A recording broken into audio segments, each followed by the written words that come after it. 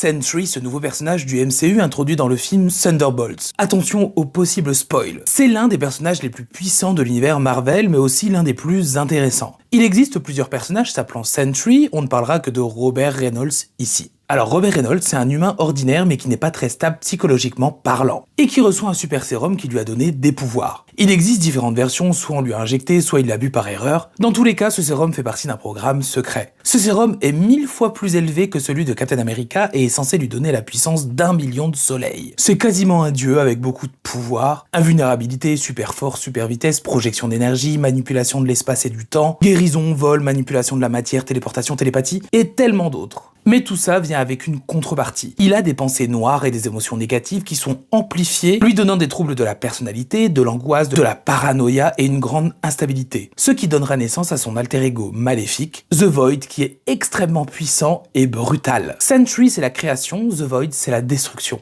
Comme si à chaque fois que Sentry sauve des gens, The Void devait en tuer autant. Le plus grand ennemi de Sentry, c'est lui-même. Il a même décidé d'effacer sa mémoire ainsi que celle des humains pour ne pas avoir affaire à The Void. Concernant le film Thunderbolts, qui sert clairement d'introduction au personnage, il y a beaucoup de similitudes et c'est franchement réussi. On comprend la dualité entre Sentry et The Void, la personnalité compliquée, la noirceur, la puissance, et Lewis Pullman nous a offert une superbe prestation.